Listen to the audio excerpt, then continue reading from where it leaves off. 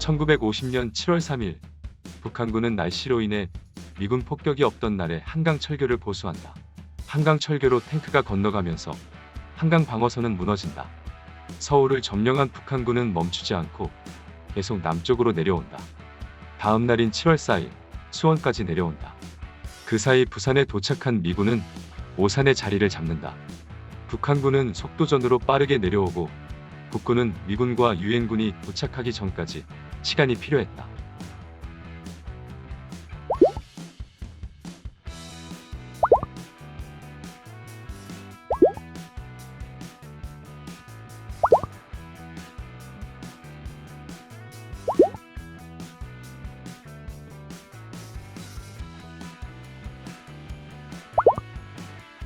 당시 미군은 북한군과 싸운 적이 없어 북한군에 대해 잘 알지 못했다. 그래서 북한 병력을 쉽게 보았고 미군 병사들도 경험 없는 병사들이었다. 그리고 탱크를 상대할 만한 장비도 별로 없었다.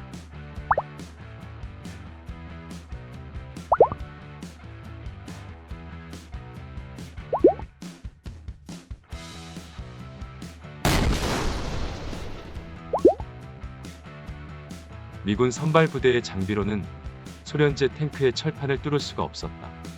탱크를 앞세우고 남쪽으로 내려오는 북한군을 막을 수가 없었다.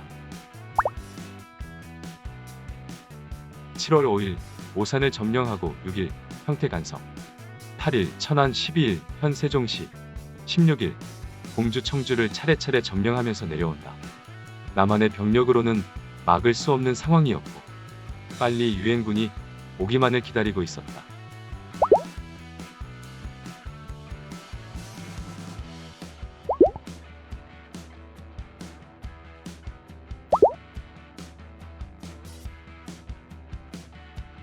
(1950년 7월 14일) 유엔군 총사령관이었던 메가더 장군에게 국군 작전 통제권을 모두 위임한다. 이때 넘긴 국군 작전 통제권 중 평상시 작전 통제권은 다시 가져왔으나 전쟁 시 작전 통제권은 아직도 미국이 가지고 있다. 7월 16일 공주 청주가 점령당하자 대전에 있던 임시정부는 대구로 이동한다. 북한군의 다음 목표는 대전이었다. 계속되는 전투에서 밀리게 되고 미군 후속 부대가 자리 잡기 전까지 대전을 사수하라는 명령을 받는다. 그래서 당시 대전을 방어하던 미 24사단 사단장인 딘 소장까지 전투에 나서서 방어를 한다.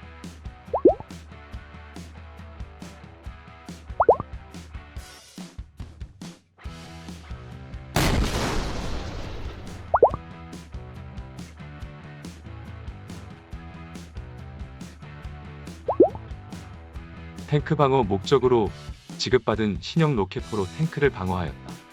하지만 북한의 주력 부대는 외곽에서 미군의 퇴로를 차단하면서 시내로 진입하고 있었다.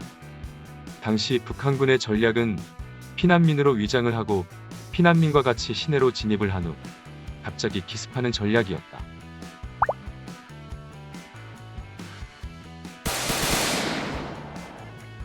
북한군의 전략과 탱크 때문에 남쪽으로 내려오는 시간을 지연시키는 게 더 이상 어려워지자 미 24사단장은 철수 명령을 내린다.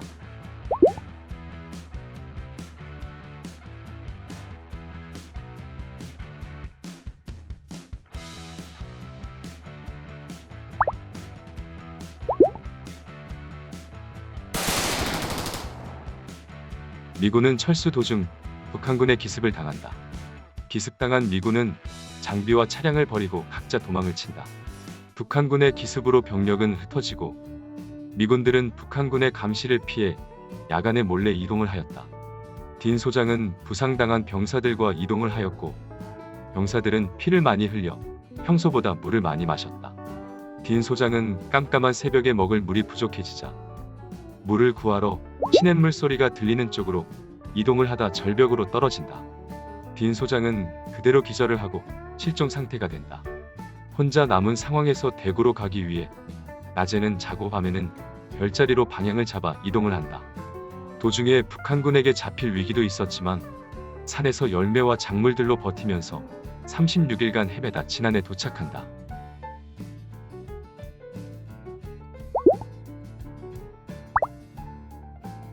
딘 소장은 어느 농가에 가서 밥을 얻어먹고 이틀간 있다가 다시 대구를 찾아 떠난다.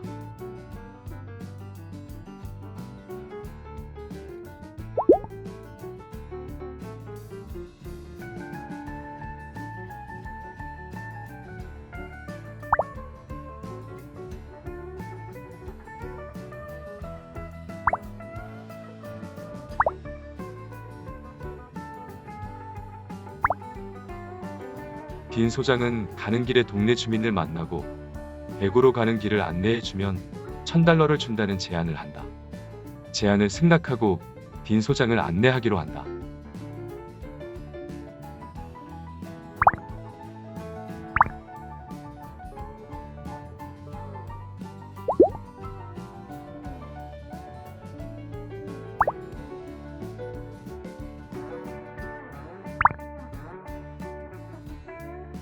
하지만 길을 알려주겠다고 했던 지난 주민 2명은 북한군에게 딘 소장을 각각 3만원씩 받고 넘긴 것이었다.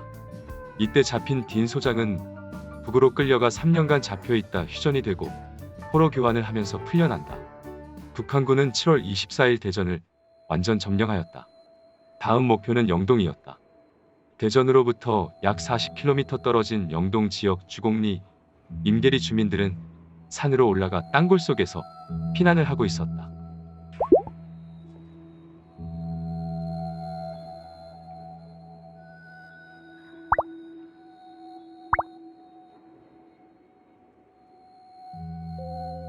미군은 마을 사람들을 피난시켜준다고 설득을 하고 주곡리와 임계리 주민들을 모아 피난을 간다.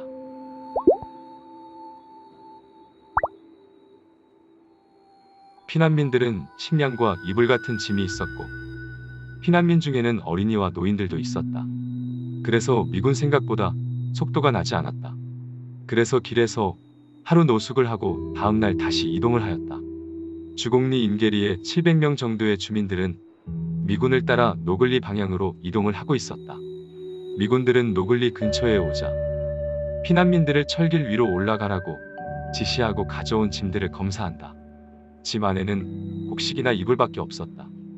짐 검사가 끝나자 미군들은 어딘가로 무전 연락을 하고 사라진다.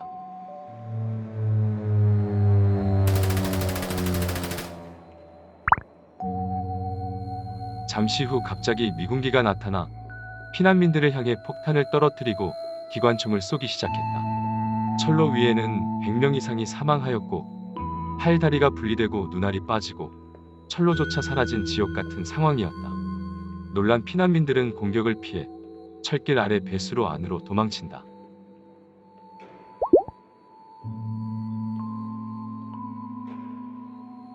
그런데 사라졌던 미군 병사들이 잠시 뒤 나타나 안전한 곳으로 피난을 시켜준다고 모두 나오라고 한다. 주민들은 미군의 실수일 거라 생각하고 수로에서 나왔지만 미군들은 100m쯤 떨어진 곳의 철교 아래 쌍굴다리 밑으로 주민들을 몰아넣었다. 미군은 쌍굴다리가 보이는 언덕 위에서 쌍굴다리를 향해 기관총을 쏘기 시작하였다. 쌍굴다리 안에는 많은 사람들이 총에 맞아 쓰러지고 누구라도 쌍굴다리 밖으로 나가면 총에 맞았다. 살아있는 사람들은 살기 위해 시체들을 쌓아 자신들을 보호하였다. 그날 내내 총을 쏘던 미군은 다음날 잠시 총 쏘는 걸 멈추고 쌍굴다리 입구로 온다.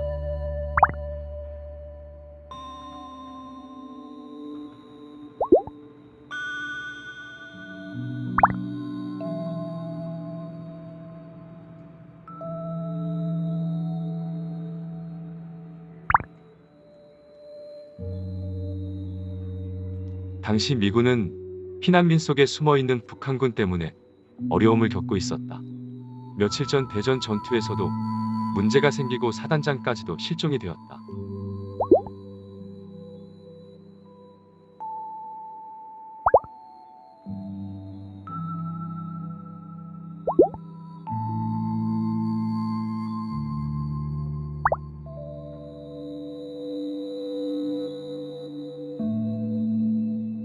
당시 노근리에 투입된 병사들도 17에서 18세의 경험 없는 병사들이었고 배를 타고 한국으로 오는 동안 흰옷은 북한군이라는 식의 소문을 계속 듣고 있었다.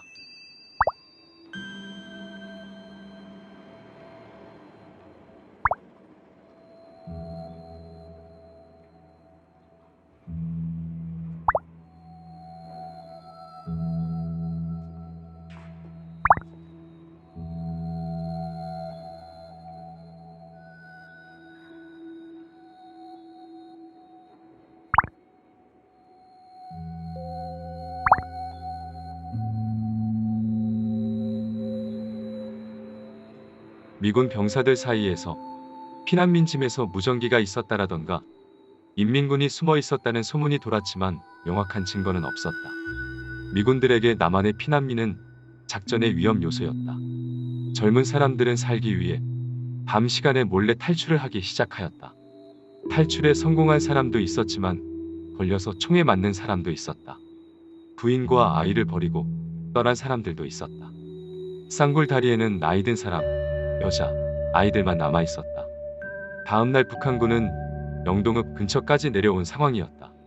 영동에서 노글리까지 거리는 약 8km 정도였다. 주민들은 7월 한여름에 3일 내내 먹고 마실 물도 없었다. 쌍굴 다리 밑으로 흐르는 시체에서 나온 피가 섞인 시냇물을 마시며 버티고 있었다. 북한군에 밀려 후퇴를 하게 된 미군은 쌍굴다리에 인민군이 없는 것을 알면서도 마지막까지 입구로 와서 사격을 하고 후퇴를 한다. 마지막까지 남아있던 100명 정도의 주민 중 살아남은 주민은 절반도 안 됐다.